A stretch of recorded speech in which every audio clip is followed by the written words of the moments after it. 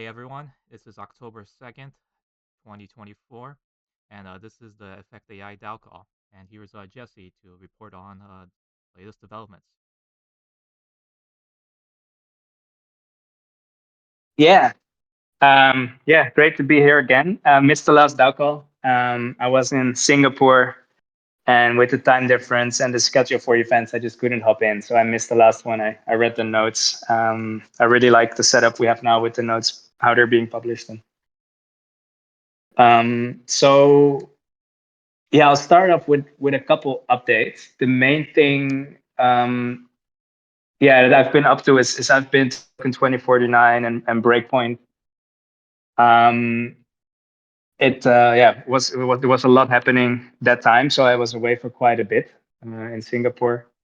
There were the events were quite amazing. I must say, there's like a lot, like feels like there is a bull market coming with the amount of people and companies and sponsorships happening at these events. I think there were like 780 side events happening during Token 2049. That's like a crazy amount, more than I've ever seen. So overall, I think the events were quite high quality. Managed to meet a lot of AI projects. Obviously, AI is the main topic now in the Web3 space. So like a ton of projects and people are like it's just half of the side events are about AI. It's really the narrative now, which is great to see. Like it's definitely such a different space than it was a couple of years ago. Um, Overall, I think, of course, I managed to speak about Effect Network to a lot of people, and there's a lot of interest, uh, like in what we do. Obviously, I think there is still also a big narrative happening within the like human in the AI space, like data sets and human data input type ecosystem. What that Effect Network obviously is in. So yeah, it was quite inspiring and good to be there to get a lot of insights and see where everyone is talking about and yeah, it was a hectic and good week. But other than that, next to the events, there has been some work done obviously by the team here behind the scenes mainly, and there is three parts that we've been focusing on, and yeah, I won't be able to give like a lot of new details in this call. I'll get back on that a little bit later on.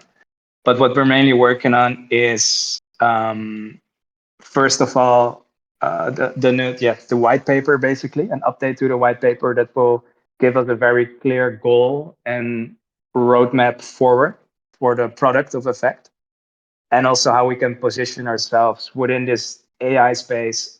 Like now, the decision has been made to move to Solana and like to do take that step in uh, merging, migrating over and focusing on that ecosystem. We have an opportunity to really like rethink a few things that we're doing and make sure that the product that we're building and the network that we're building is going to be like absolutely necessary and a good fit in the current AI space, as it's just changing so quickly, and this gives us the opportunity to put out like a white paper and a vision document that makes sure that we will be in this important spot where developments are going towards. So that's the white paper part. And second of all, what we're working on is the blueprint. I call this for the migration. It's a there's there's quite a few elements. There's some complexity and some things involved there. But yeah, we're working on this as well to write out and define all the parts that have to be done.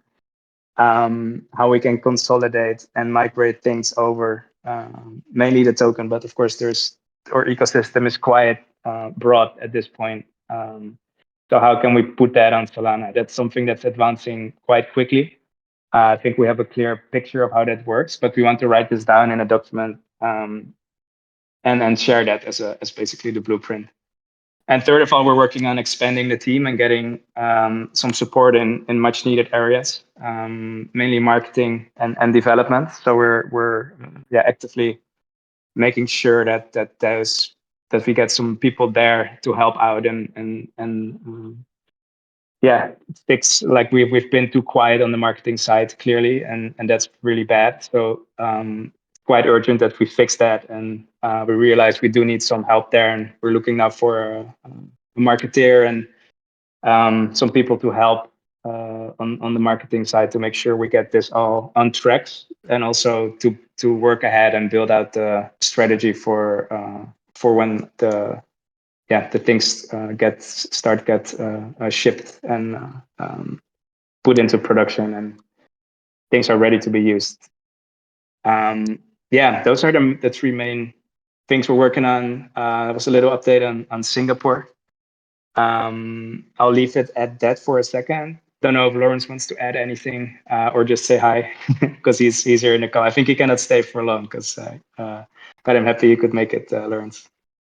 Yeah, exactly. I cannot stay too long. I have to pick up my kid in a bit, but yeah, like Jesse already said, we're working hard on this new white paper or light paper, because like this migration to Solana also gives us the opportunity to reshape a little bit the direction that we're going, to make sure that we indeed have a product that really fits the current AI market, and that's a really good need for the current AI markets, to really emphasize this mixture that we need between humans and AI. I'm really looking forward to finishing that white paper and to releasing that to you guys. Like Jesse said, the token migration to Solana, of course, also an important part of it. It's still like the fuel of Effect Network, the token, and it will also be the fuel. The new token on Solana will be the fuel for the product that we're going to build on Solana. So it's important, but it's a migration, and there's some complexity involved here. So we're also mapping that out. That's also pretty clear to us what needs to happen there, and that's something that we can also release quite quickly, I think, that blueprint. Other than that, I'm excited to. I couldn't join to Singapore, but I'm excited to hear all the things that all the talks and people that Jesse talked to there in Singapore and Token 2049. So it's great to see that there's still so many people that are hyped for Effect and what we're gonna do, and hyped for the migration. And I am as well. So that's a good thing. In regards to the migration, do you think it will be something even more than, say, like a bridge with a a time limit, but something else?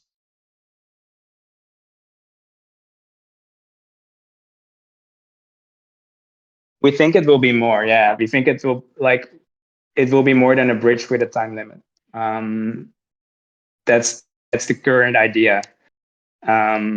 So when the blueprint comes out, we'll explain like in detail, because there's quite a bit of nuance and like a lot of elements there. But we're thinking more than the problem with the bridge and the time limit is that you a lot of people stay behind and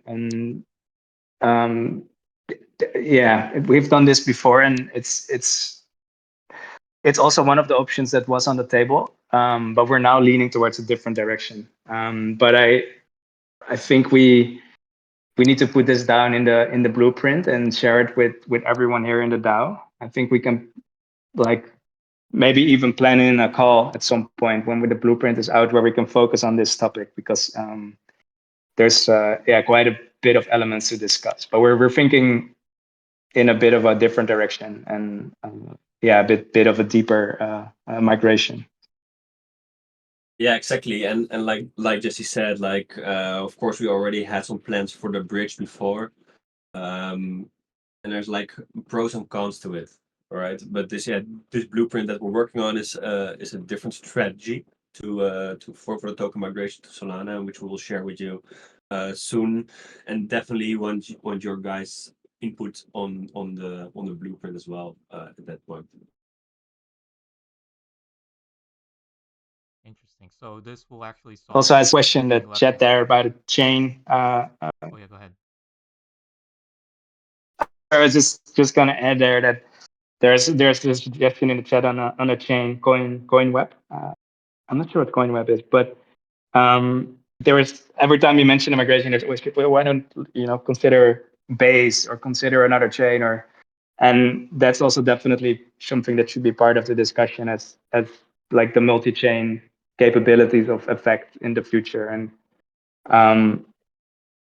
yeah, I think these discussions are also good to have.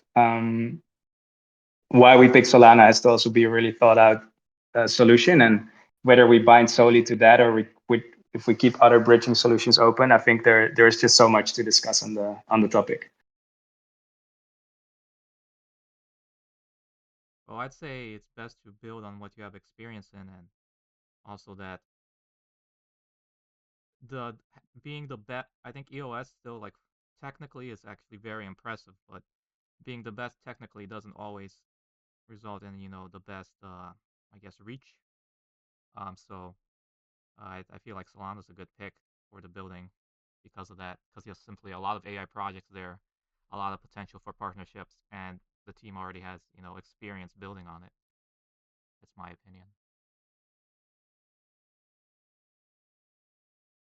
Yeah, exactly. And we're also thinking about some ideas to make the product a bit less dependent on a specific chain. So that's, yeah, we are a bit more blockchain agnostic, and we can more easily adapt in the future without having to start from scratch again.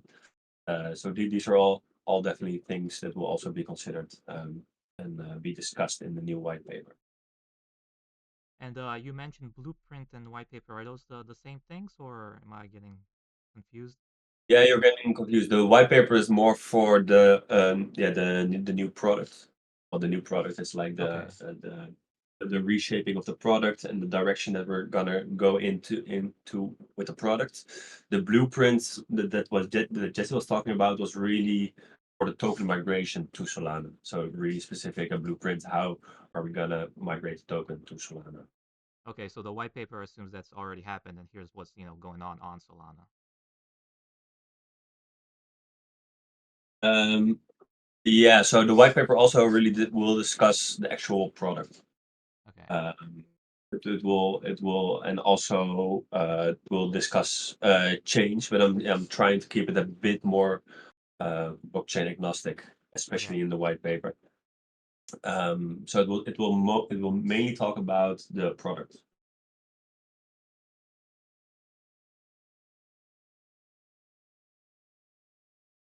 And you said it'll relatively quickly. I think Burn asked on, like, I know estimates are hard to make, but do you think it'll be like within the next month or two?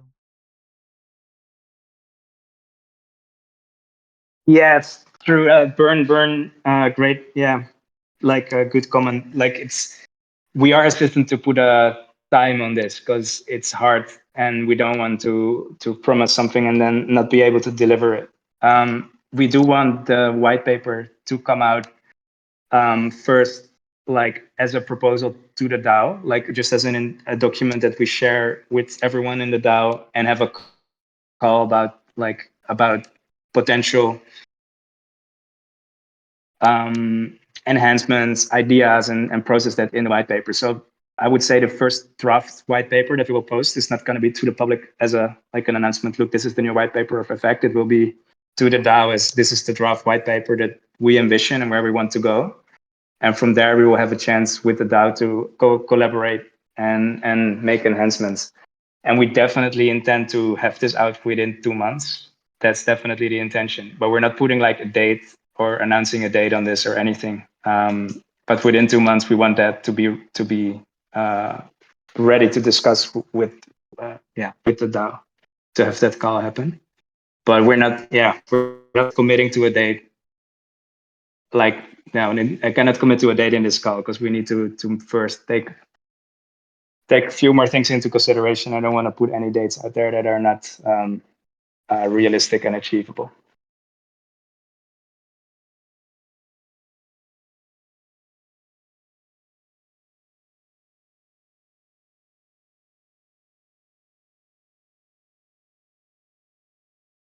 Yeah, I don't think necessarily a date is good because it may result in some rushing because the white paper is badly due for an update. And also, from the way I see it, data used for the data sets needed for AI, like if it's no longer needed, then we have, the AI future, the singularity where humans aren't even needed anymore. So if the white paper is structured so that we're basically the point before, that singularity point, then we're pretty solid for the long-term future. So, yeah, as you wrote, maybe the blockchain may change because we can't really know that. But if it's agnostic, I think the demand for data will always be there until humans aren't even necessary anymore.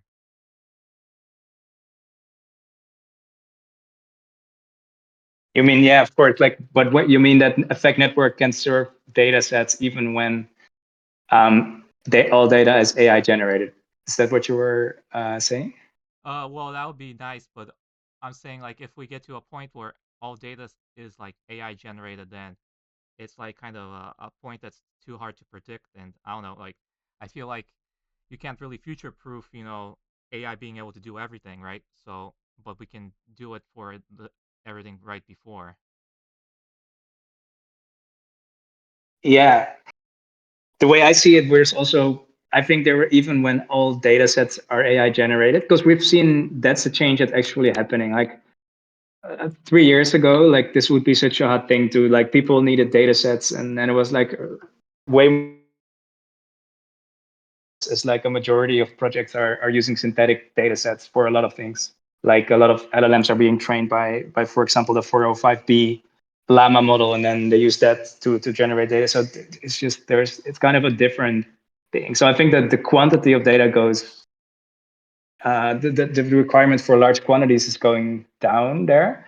But there will always be a place, I think, for a human interactions in the AI space, even if it's just checking on inferences, like checking on outputs, or providing indeed like fine tunings with specialized human data sets. I think there's always going to be that need there, and I think that's where we need to aim for. Like that's what needs to be served. Like the humans that need to interact with the AI systems to input data and validate, and this continuously always ongoing stream of data that has to be human sourced. I think that's what that effect needs to be. But it's sort of what you were saying, I guess. Like that will Yeah, that's always also be there. interpreted the comment from DJ. He was basically saying like, yeah, that the time when like AI has completely replaced humans, it's not something for us to consider at this moment, right? We can safely assume that for the time being, humans will definitely have a place within the AI ecosystem. Like Jesse said, that place might shift a bit, but there's definitely going to be a need for a human in the loop there.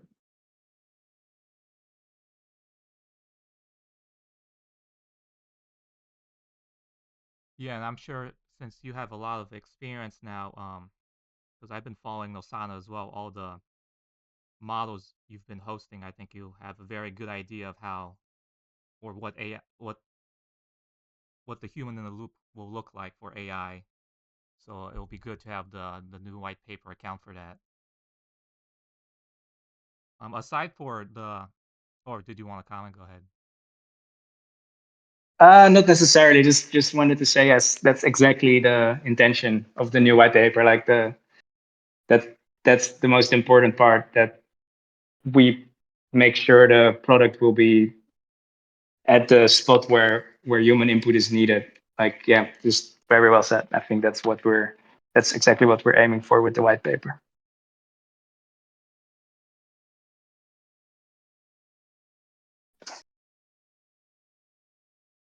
But go ahead, sir. I interrupted. Oh, I was just going to continue, and then probably Sharif has some questions as well once he finishes writing it all out. Um, Aside from the product, there's also stuff to discuss like the tokenomics models, for example. I think, like now I'm just adding my opinions. It will be definitely good to structure the next version of Effect to be very open to partnership deals and like interactions with other projects, like I guess probably on the same chain. Um, and one idea I pitched to you, Jesse, was that, for example, projects can use coins other than EFX, but that it has like a higher network fee. So, for example, if they wanted to pay their workers in stablecoin, uh, like USDC, they could, but there would be like a 25% network fee instead of the current 10%. And then that 25% could be used, to fuel some sort of liquidity pool. And I know you also suggest an alternative where there's a liquidity pool, in the background, that facilitates this, and but on the front end, it looks like they're just using, stablecoin. But in both cases, it's anticipate ways to create deals with other projects that their tokens can be used, or otherwise other stablecoins to help expand their reach and usability for requesters who want to, use the workers. Yeah, this is a very cool topic. I think a great discussion to have, and I like what you suggest as well.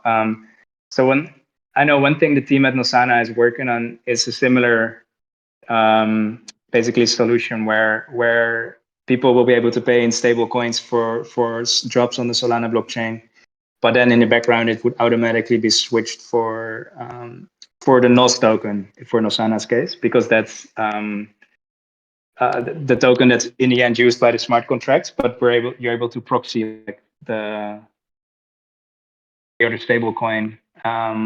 So the end user, like the requesters in effect state, would still just be paying in stable coins.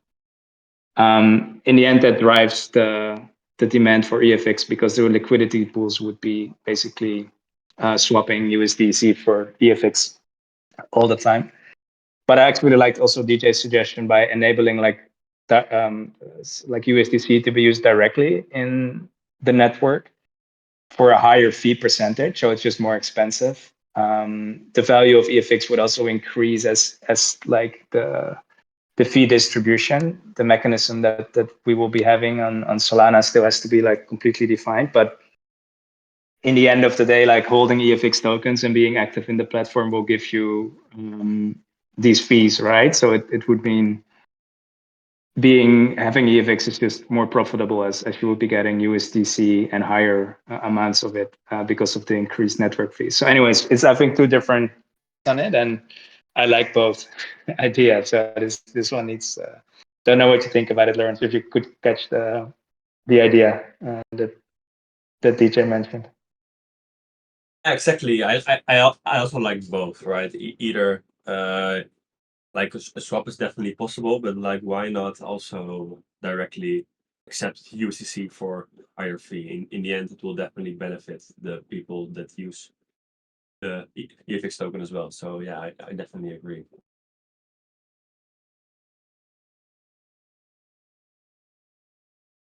Yeah, other tokenomic concerns to discuss would be if we want to keep the two token model or to convert to an only EFX model. What are your two opinions on that topic?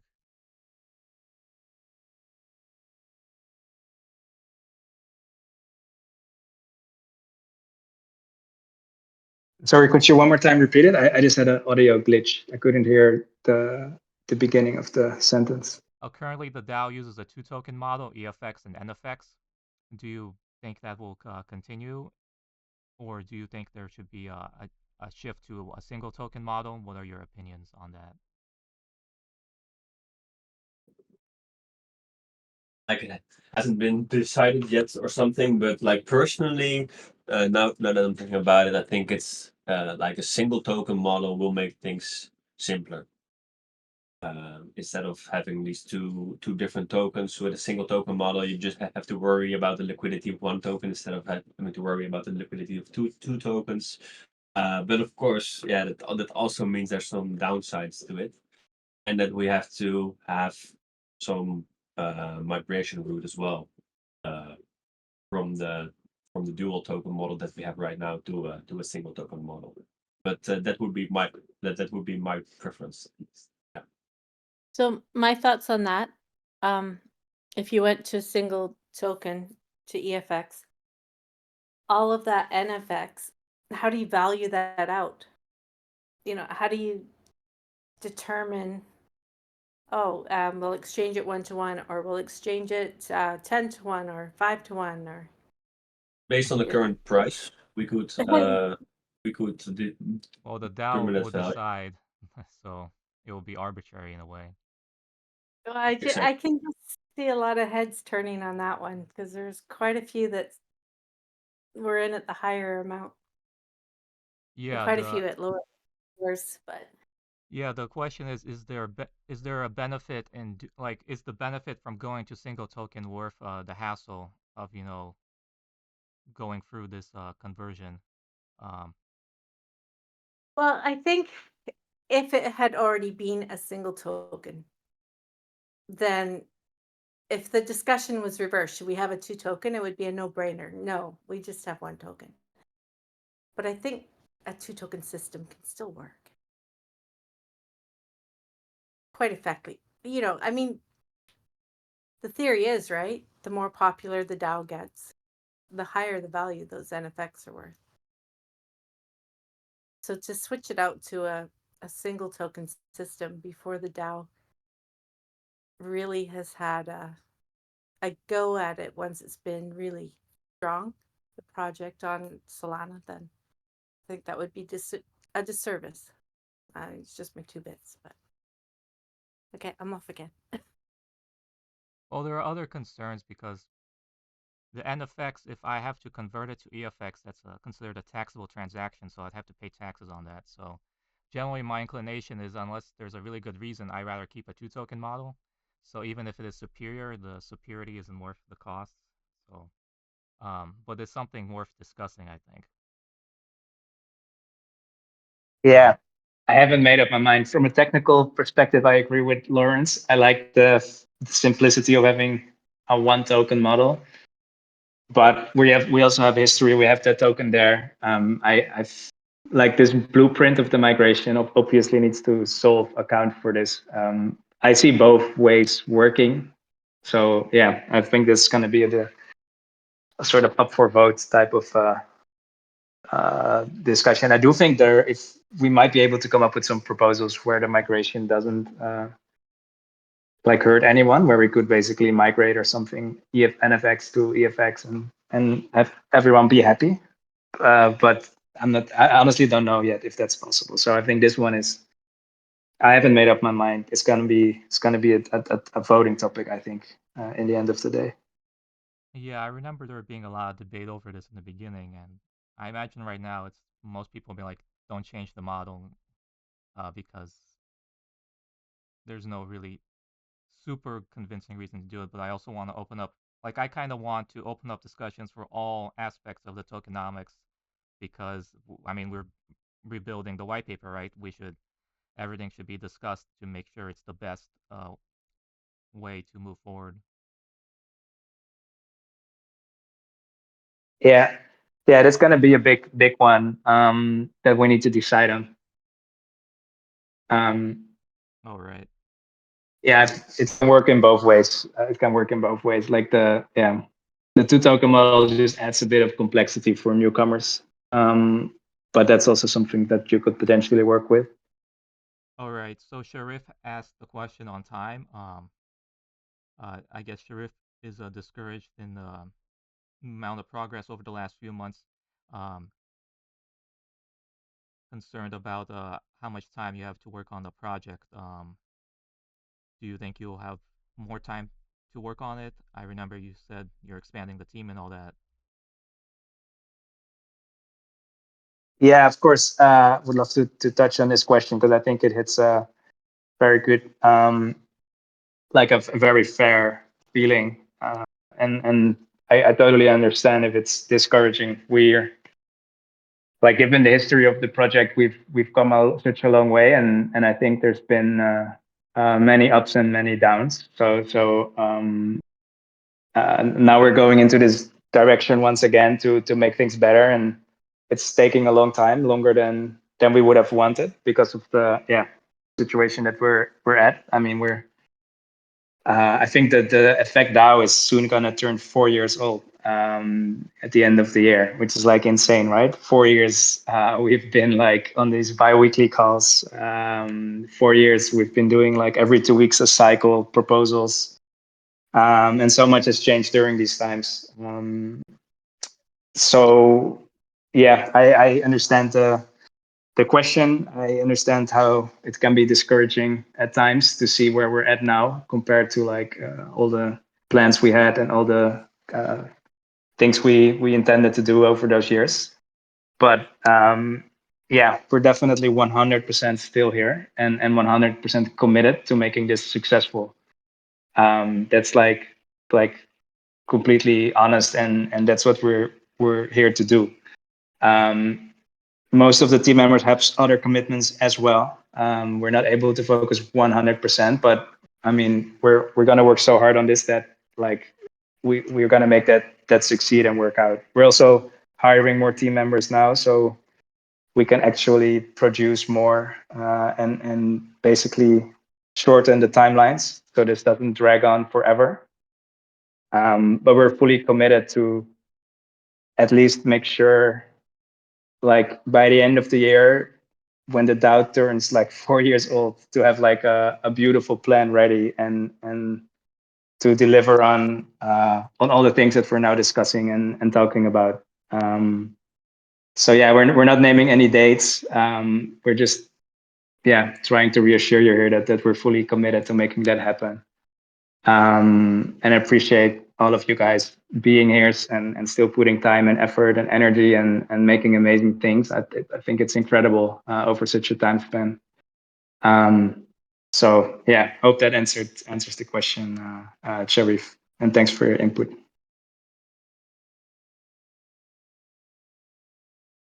All right, it looks like you have 5 more minutes. The last thing um to discuss, and don't go just yet, Lawrence, uh, was we wanted to create a time frame for where everyone can is less limited by say commitments and stuff, so they can basically so the whole team can discuss the project.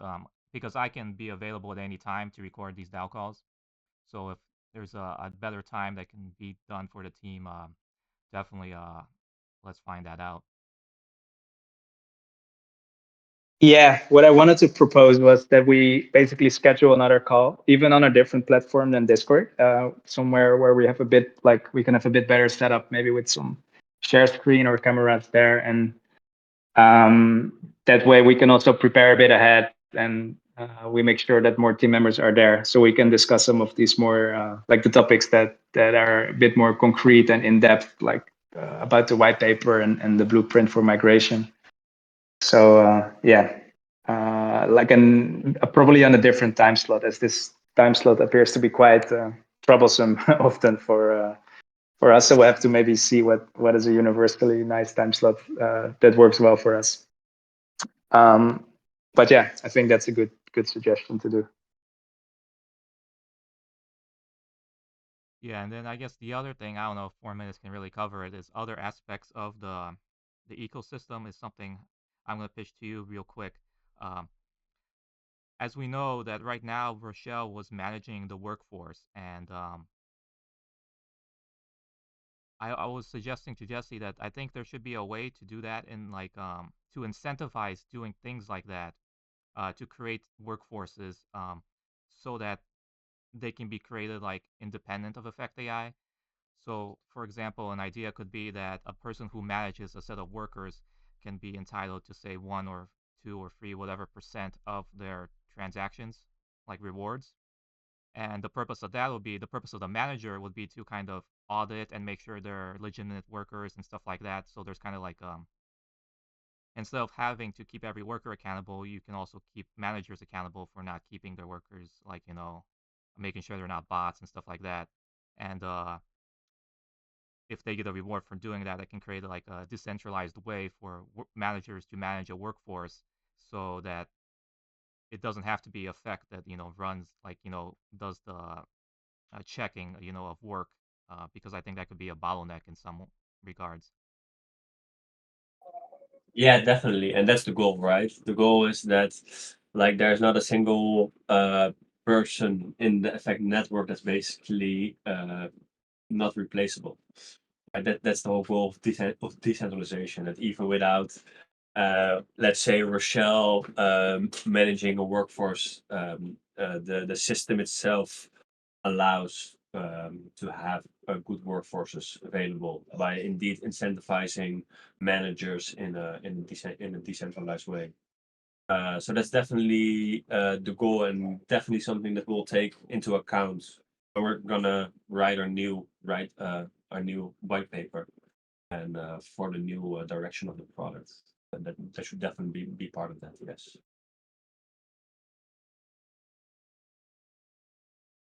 Yeah, that would be great. I'm looking forward to reading the new white paper, because yeah, we want basically a market for this data sets, and also to work on partnership deals, and this market completely decentralized in a way for data, even if initially Effect has to jumpstart it.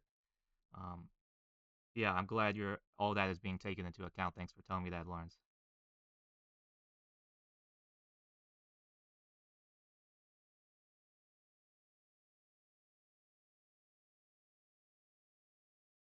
Guys, I'm sorry, but I have to head off.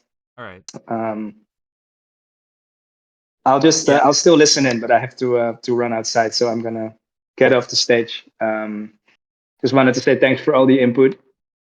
Also, I saw some graphics in Telegram. I just wanted to I said it in Telegram as well, but I really love the way they look, and I think it's a great idea. So really curious to see how they turn out. But yeah, awesome work.